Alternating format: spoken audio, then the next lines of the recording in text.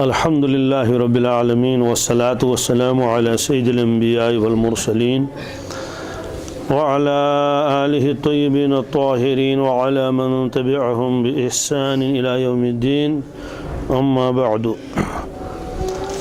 اعوذ باللہ من الشیطان الرجیم بسم اللہ الرحمن الرحیم وقالوا لن يدخل الجنة إلا من كان هودا أو نصارى تلك أمانيهم قل هاتوا برهانكم إن كنتم صادقين بلى من أسلم وجهه لله وهو محسن فله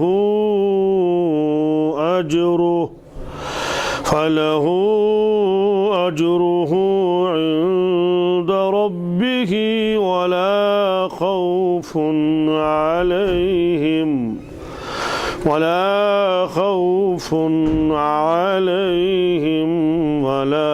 هم يحزنون صدق الله المولانا العظيم۔ سورہ بقرہ کی 111ویں اور 112ویں آیت میں نے آپ حضرات کے سامنے تلاوت کی۔ سلسلہ چل رہا ہے کہ اہل کتاب کے اندر جو خرابیاں تھیں ان خرابیوں کا بیان چل رہا ہے، خاص طور سے ان میں یہود۔ ان آیات میں اللہ تبارک تعالی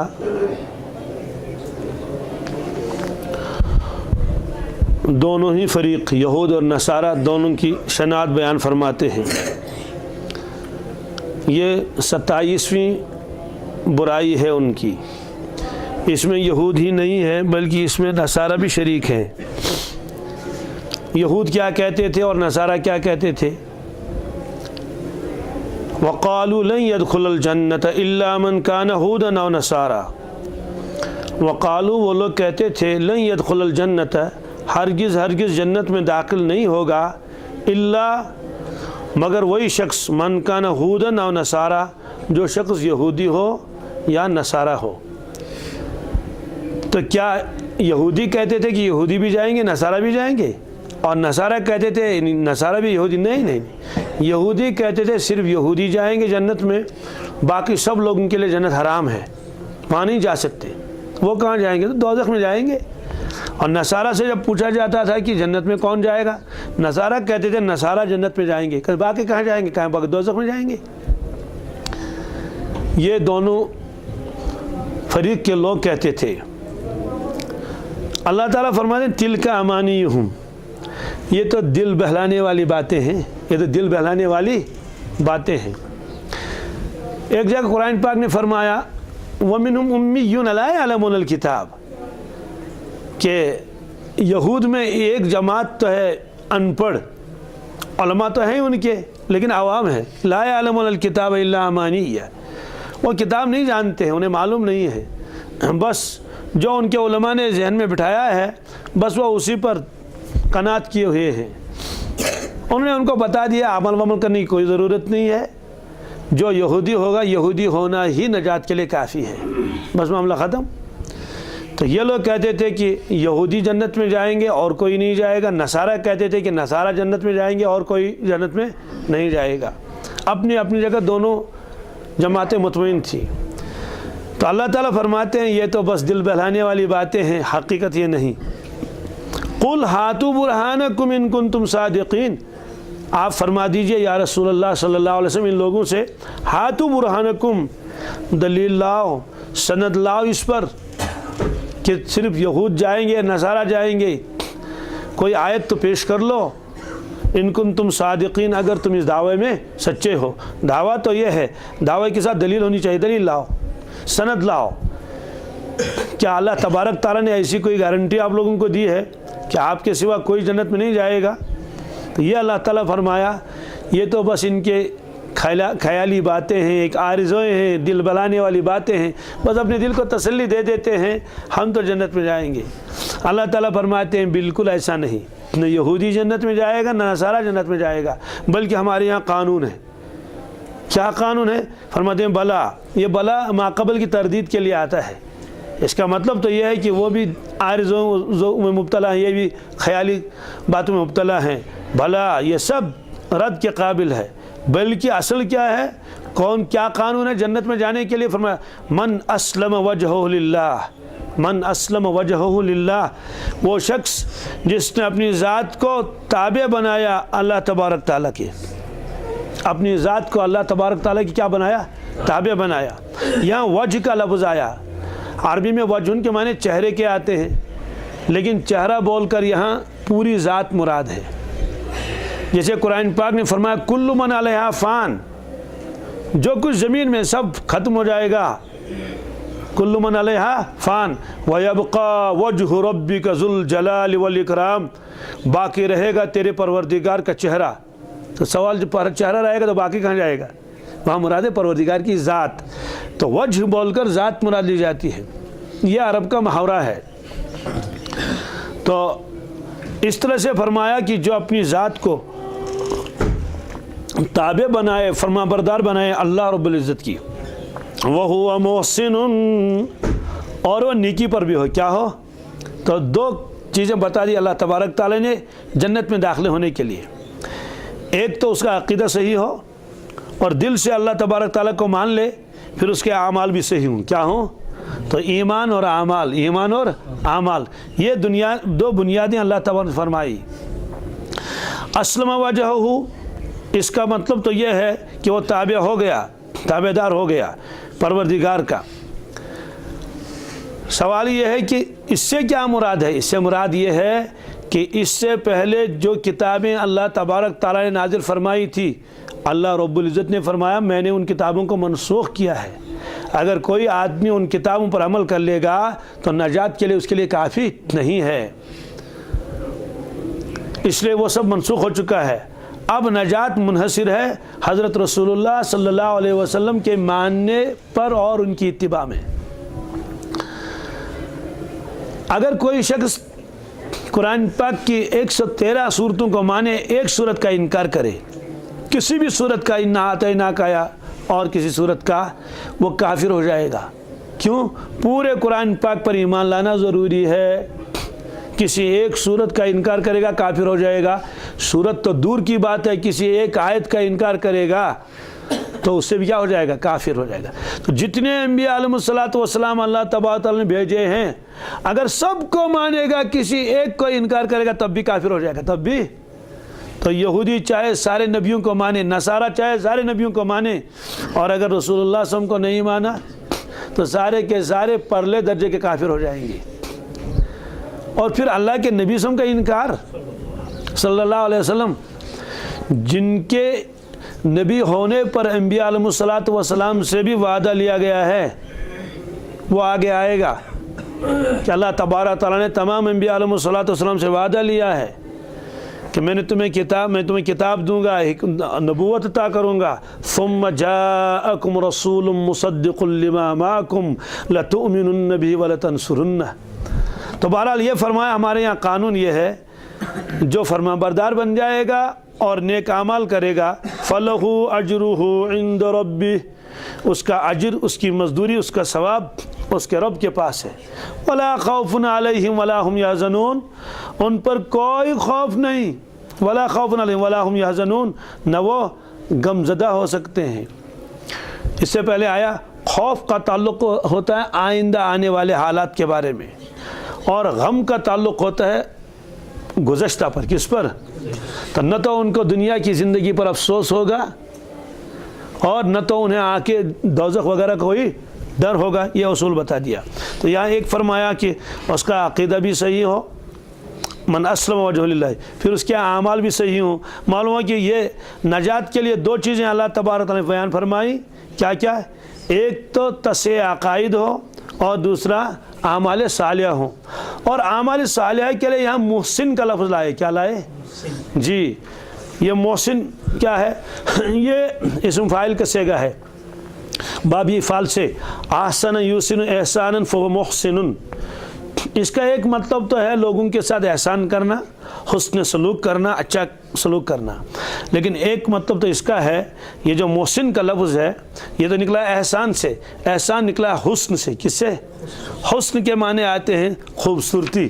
اس کا مطلب کہ جس کے اعمال میں خوبصورتی ہو. کیا؟ جس کے اعمال خوبصورت ہوں، یعنی بہت ہی عمدہ اعمال ہوں، بہترین اعمال ہوں، یہ فرمایا ان کے لیے وہ محسن. تو اعمال اچھے ہوں، عمدہ ہوں، بہترین ہوں. تو اعمال اچھے اور بہترین کیسے ہوں گے؟ دو طریقے سے. کیا؟ ظاہری طریقہ ہو مطابق سنت کی. کیا ہو؟ مطابق نماز ہو، طواف ہو، اعتکاف ہو، سنت کے مطابق. اگر سنت کے مطابق نہیں ہے اس لیے اس میں احسان آئے گا ہی نہیں. اس میں احسان جب سنت کے مطابق ہی نہیں ہے تو اس میں عمدگی کیسے آئے گی، خوبی کیسے آ سکتی ہے؟ ایک تو باطن کے اعتبار سے اخلاص ہو. کیا ہو؟ جی جتنا اخلاص ہوگا اور جتنا دھیان ہوگا تو اتنا وہ عمل مقبول ہو جائے گا، اور وہ عمل کہا جائے گا یہ اتنے اعلیٰ درجے کی ہے کا عمل ہے. ایک جگہ اللہ تبارک نے فرمایا لیبلوکم ایکم احسن عملا. میں آزماتا ہوں تم لوگوں کے تم میں بہترین عمل کون کرے. عمل ہی نہیں فرمایا، بہترین عمل کون کرے. اس کو کہتے ہیں صفت احسان. کیا؟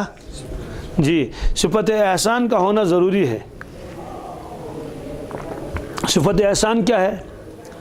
دو آدمی نے نماز پڑھ لی، ایک کی نماز کا ثواب اور اجر کچھ اور ہے، دوسرے کی نماز کا ثواب اور اجر کچھ اور ہے. حضرت جبریل امین علیہ الصلوۃ والسلام تشریف لائے انسانی شکل میں، اس کو حدیث جبرائیل کہتے ہیں، اور اس کے راوی ہیں حضرت سیدنا عمر الفاروق رضی اللہ تعالیٰ عنہ. اور فرماتے ہیں کہ ہم بیٹھے ہوئے تھے، اچانک ایک جوان آیا، سفید کپڑے پہنے ہوئے، بالکل سیاہ بال. وہ آ کے حضرت نبی کریم صلی اللہ علیہ وسلم کے بالکل قریب آ کے بیٹھا، اتحیات میں بیٹھا ادب کے ساتھ. فاسند رکبتیہ الی رکبتیہ. اتنا قریب بیٹھا، اپنے زانوئے مبارک کو اللہ کے نبی صلی اللہ علیہ وسلم کے زانوئے مبارک کے ساتھ لگا لیا. پھر کچھ سوالات کیے. پہلا سوال کیا اخبرنی عن الایمان. کیا؟ اخبرنی عن الایمان. جی مسلم شریف میں تو پہلے اخبرنی عن الاسلام، اور بخاری شریف میں اخبرنی عن الایمان. راوی دونوں کی ایک کی ہے، ایک نے ایک ٹکڑے کو بیان کیا، دوسرے نے دوسرے ٹکڑے. تقدیم و تاخیر ہے حدیث پاک میں، لیکن حدیث دونوں ایک ہی ہے. ہمیں ایمان کے بارے میں بتائیں ایمان کیا چیز ہے. تو آپ نے ایمان کی تشریح کی. ایمان کی تشریح آپ نے فرمائی کہ ایمان کی تشریح یہ ہے ان تؤمن باللہ و ملائکتہ و کتبہ. یہ آپ ایمان لائیں اللہ پر، اس کے فرشتوں پر، اس کی کتابوں پر، اس کے رسولوں پر، اور قیامت کے دن پر اور تقدیر پر. دوسرا سوال اس نے کہا اخبرنی عن الاسلام. حضرت اسلام کسے کہتے ہیں؟ آپ نے فرمایا کہ ان تشہد ان لا الہ الا اللہ وأن محمدا عبده ورسوله وتقيم الصلاة وتؤتي الزكاة وتصوم رمضان وتحج البيت إن استطعت إليه سبيلا. کہ اسلام یہ ہے کہ تو کلمے کی گواہی دے دے زبان سے، نماز پڑھ لے پابندی کے ساتھ، زکوٰۃ دے دے، حج کر لے. یہ آپ نے اسلام کو بتا دیا. تیسرا سوال اس نے کہا مل احسان. کیا احسان کیا چیز ہے؟ اگر احسان کوئی چیز ہی نہیں ہوتی تو وہ سوال ہی کیوں کرتا، اور آپ صلی اللہ علیہ وسلم جواب کیوں دیتے؟ تو ایمان کا جواب آپ نے الگ دیا نبی کریم صلی اللہ علیہ وسلم نے، اور اسلام کا جواب الگ دے دیا رسول اللہ صلی اللہ علیہ وسلم نے. ایمان کے بارے میں ان چیزوں کا تذکرہ کیا جن کا تعلق دل کے ساتھ ہے. کس کے ساتھ؟ دل کے ساتھ ہے. اسلام کا تعلق ان اعمال کے ساتھ ہے جن کا تعلق ظاہر کے ساتھ ہے. گواہی دینا زبان سے یہ بھی ظاہر ہے، نمازوں کا پڑھنا، زکوٰۃ کا دینا، رمضان کے روزے رکھنا، حج کر لینا، یہ کیا ہیں؟ ظاہری اعمال ہیں. معلوم ہے کہ ایمان کہتے ہیں قلبی اعمال کو. کن کو؟ دل کے ماننے کو، دل کی تصدیق کو. اور اسلام کہتے ہیں ظاہر اعمال کو. دونوں میں زبردست جوڑ ہے، اسلام میں اور ایمان میں. تیسرا اس نے سوال کیا مل احسان، احسان کیا ہے؟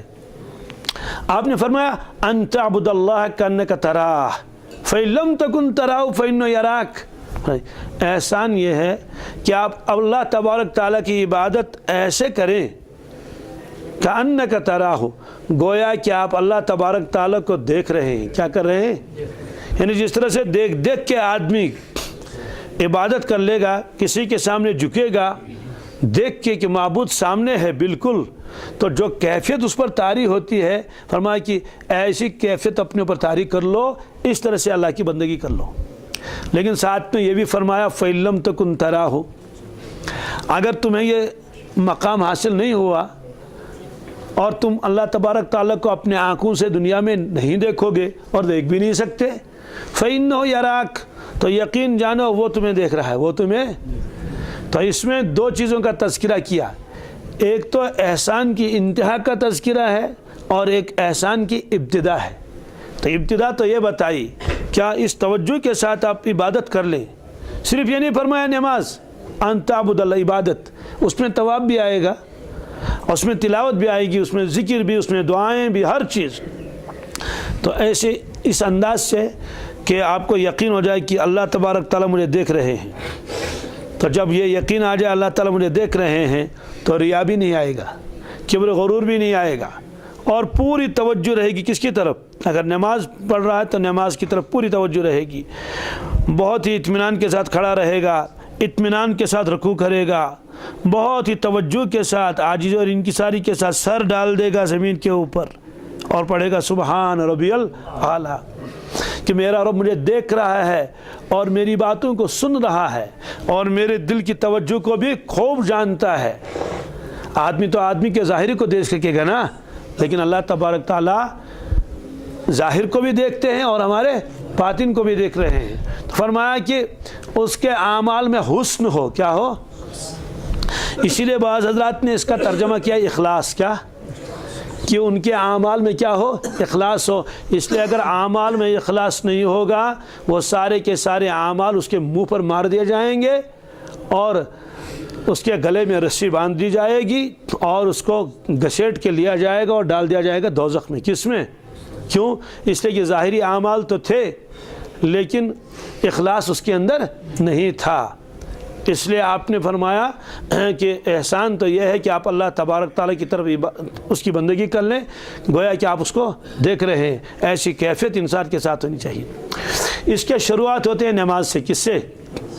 پھر جو ترقی کرتا رہے گا میرا اللہ مجھے دیکھ رہا ہے، میرا اللہ مجھے دیکھ رہا ہے، پھر یہ کیفیت دکان پر بھی ہونی چاہیے، دفتر میں بھی ہونی چاہیے، کھیت میں بھی ہونی چاہیے۔ جب یہ کیفیت دفتر میں ہوگی میرا اللہ مجھے دیکھ رہا ہے، میرا رب مجھے دیکھ رہا ہے، تو اس کا قلم جو غلط نہیں لکھے گا۔ دکان پر بیٹھا ہوا ہے تو وہ غلط تولے گا نہیں، وہ جھوٹ نہیں بولے گا۔ اگر وہ کھیتی کرتا ہے تو دوسرے کے کھیت سے وہ گھاس نہیں کاٹے گا، اس کی کیفیت ہی۔ اور حتیٰ کہ اگر وہ چل رہا ہے راستے میں اور اس کو پورا تصور ہے اس بات کا میرا اللہ مجھے دیکھ رہا ہے، میرا اللہ مجھے دیکھ رہا ہے، تو اس کی آنکھ خیانت بھی نہیں کرے گی۔ کیوں؟ یعلم خائنۃ الاعین وما تخفی الصدور، اللہ تبارک تعالیٰ آنکھوں کی چوریوں کو بھی جانتا ہے اور دل کے چھپے ہوئے رازوں کو بھی جانتا ہے۔ یہ چیز اللہ تعالیٰ سے مانگنے کی ہے، ورنہ ہماری نماز کا حال یہ ہے کہ اللہ اکبر بس سورہ فاتحہ زبانی یاد ہے اور بہت پختہ یاد ہے اور قل هو اللہ بھی بہت پختہ یاد ہے، تو آٹومیٹک وہ جو زبان سے نکل رہا ہے الحمدللہ رب العالمین الرحمن الرحیم، اور دھیان توجہ کہیں اور ہے۔ اور اگر امام کے پیچھے ہے تو یہ بھی معلوم نہیں کہ امام نے کون سی صورت پڑھ لی تھی، یہ بھی یاد نہیں ہے کہ تین رکعتیں ہوئی یا 4 رکعتیں ہوں، 2 سجدے میں نے کیا یا 1 سجدہ، کوئی توجہ نہیں رہتی ہے۔ تو ظاہر سی بات ہے ایسی عبادت کا تو صرف ظاہر ہے لیکن باطن اس کے اندر کچھ بھی نہیں ہے۔ اگر اخلاص ہی نہیں تب تو اللہ بچائے کچھ بھی نہیں، تب تو اس کی مثال لکھی ہے بزرگوں نے، جیسے ایک زندہ گائے ہے اس کی قیمت ہے، ایک مری ہوئی گائے ہے اس کی کتنی قیمت ہے؟ زندہ گائے دودھ دے گی اور مری ہوئی گائے کیا دے گی؟ بلکہ وہ تو وہاں سڑے گی، پھولے گی، پھٹے گی، بدبو اٹھے گی۔ تو جس طرح سے مرے ہوئے جانور ہوتے ہیں اور مرا ہوا انسان ہوتا ہے، اس طرح سے یہ مرے ہوئے اعمال ہیں اور ان اعمال کی بدبو پھیلے گی۔ کیسے؟ جب اللہ کے لیے یہ اعمال کیے ہی نہیں تو دل میں کبر آئے گا، غرور آئے گا، اللہ کی نظروں میں گر جائے گا، یہ سارے کام تو مخلوق کے لیے کرتا ہے، میرے لیے تو ایک کام بھی نہیں کرتا، تو سارے کام مخلوق کے لیے ہوئے، اب تو وہ بھی گناہی ہے۔ اس لیے اخلاص کا ہونا کیا ہے؟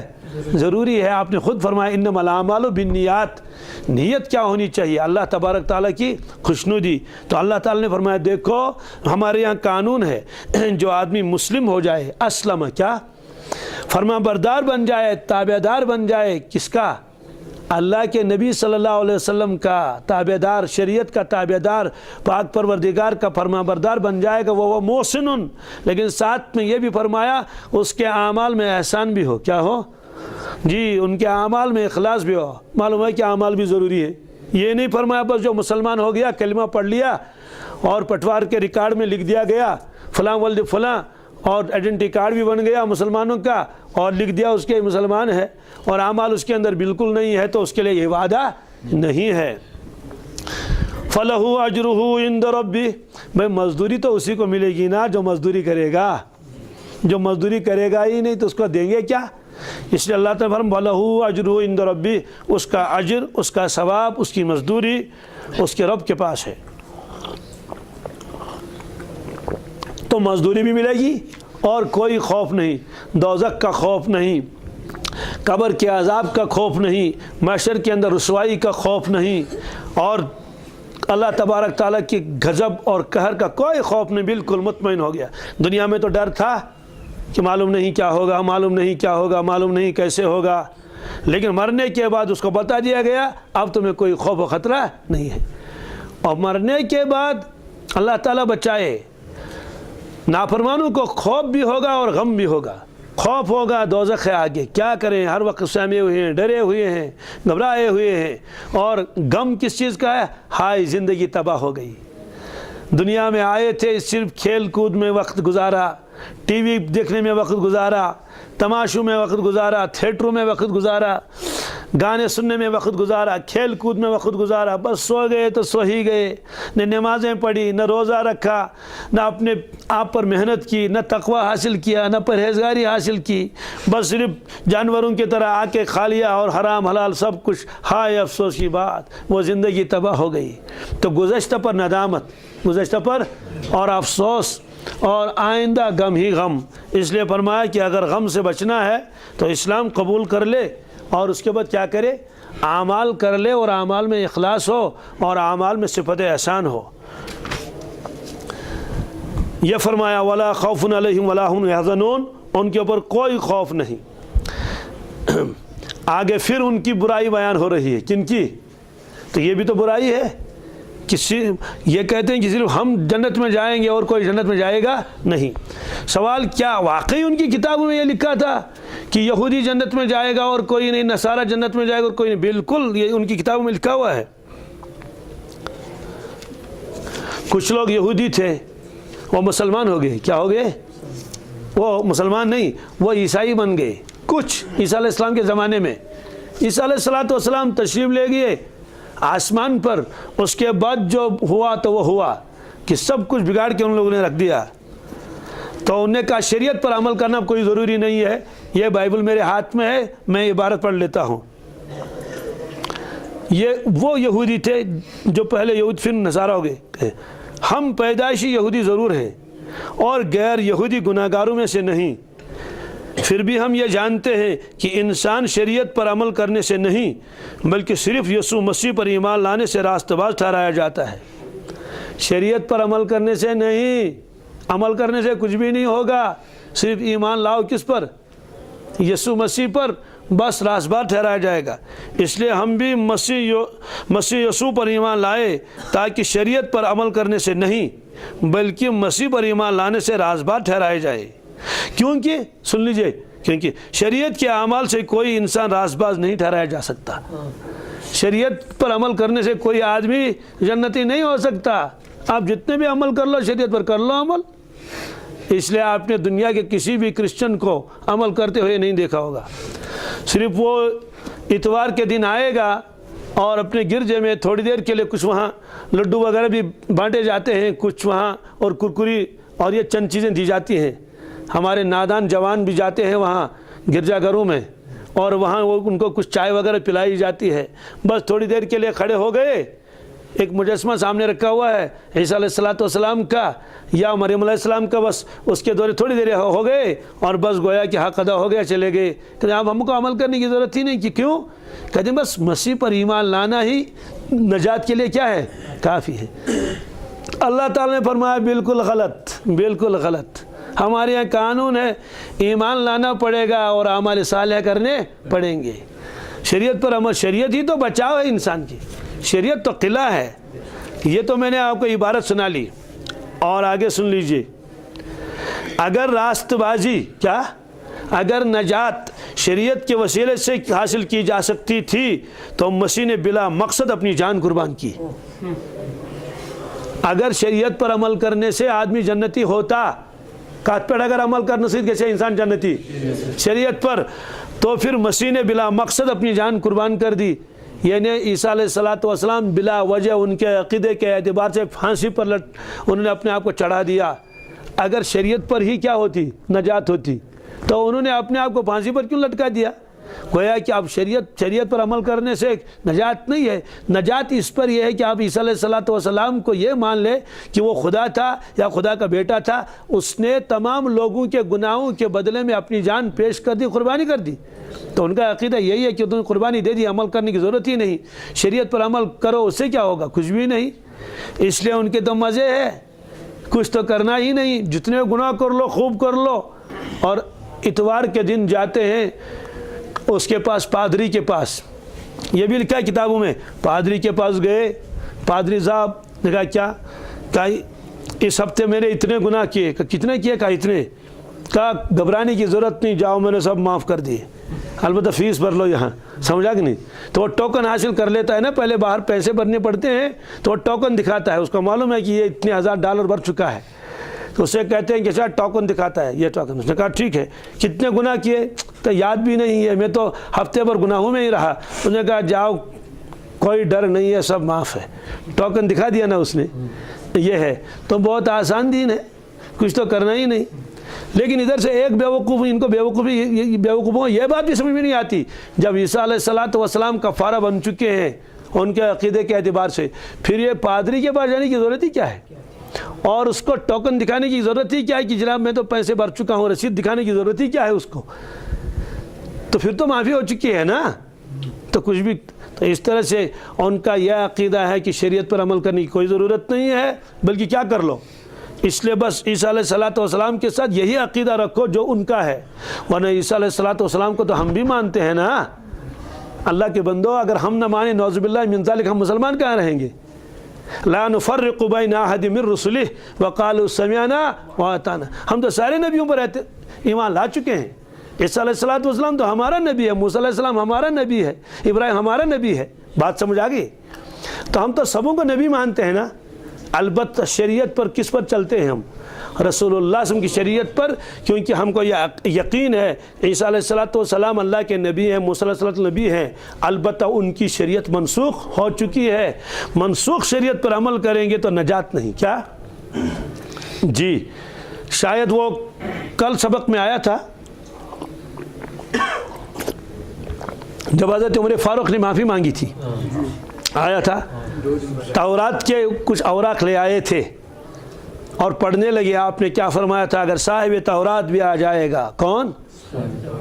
ہماری اطاعت اور اتباع کے بغیر ان کو چارہ نہ تھا۔ اس لیے کہ اگر کوئی پرنسپل ہوگا یا کوئی ہیڈ ماسٹر ہے، کوئی بہت بڑا، وہ کسی کالج میں آ جائے گا، اب نئے سرے سے آ گیا بالفرض، اور نصاب پرانا بدل چکا ہے، نصاب پرانا، سیلیبس پرانا بدل چکا ہے، وہ اسی اسکول میں پہلے تھا 12 سال پہلے، کیا؟ پھر اور کہیں ٹرانسفر ہو گیا، تو پھر وہ اسی کالج میں واپس آ گیا، تو مجھے بتائیے کیا وہ پرانا وہی سیلیبس لے کر آئے گا کہ جناب یہ تو میں الماری تھی، یہ تو میری کتابیں ہیں، آؤ لڑکوں میں تم کو یہی درس دوں گا؟ سب کہیں گے جناب پرنسپل صاحب ہم تو سارے کے سارے فیل ہو جائیں گے۔ کیوں؟ کہتے ہیں کہ یہ نصاب تو یہ محکمہ تعلیم نے منسوخ کر دیا ہے، اس کی جگہ یہ نئی کتابیں آ چکی ہیں۔ تو وہ تو کہے گا ہاں ٹھیک ہے، وہ تو وہی دوسرا نصاب ہی تو پڑھائے گا نا، اسی کی تو تیاری کرے گا. تو اگر عیسیٰ علیہ الصلوۃ والسلام، موسیٰ علیہ الصلوۃ والسلام بھی تشریف لائیں گے، موسیٰ علیہ السلام بھی، تو قرآن پاک کی اتباع کے بغیر ان کو بھی چارہ نہیں. تو یہ تو آپ نے فرمایا. اس لیے ان کی شناعت بیان ہوئی کہ ان کو اصل میں یہی گمان ہے. تلک امانیہم، کیا؟ بس دل بہلانے والی باتیں ہیں. آگے تو پکڑ ہوگی، دوزخ میں جائیں گے.